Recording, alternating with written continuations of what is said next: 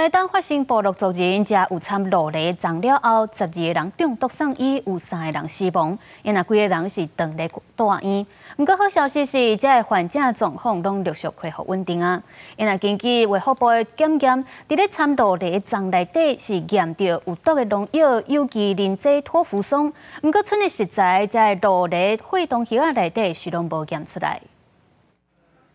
食药署甲当地卫生局派几多位毒物专家登到现场再度采样，台东的金峰乡并无暴露，传出敢若是集体食物中毒。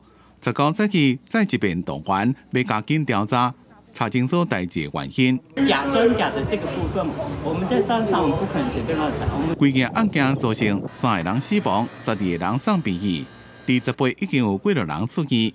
经过病继续的救治，即马有好消息。 年纪上细汉7岁查甫囡仔，这么已经让活动叮当。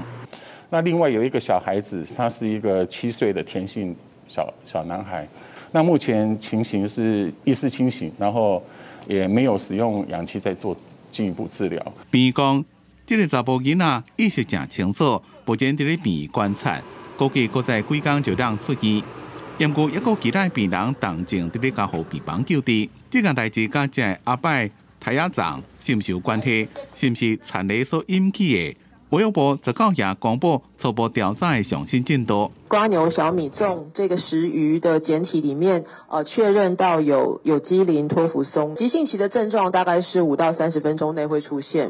卫生局送样被检体，经过卫福部检验，其中伫咧产雷胎压胀内面验出有机磷脂托氟松是正毒的农药，而中毒的症状有人会昏迷、会吐。 急性的症状上短5分钟就会出现。官方也表示，伫咧产雷加血糖盒内面的检体是无验出。记者综合报道。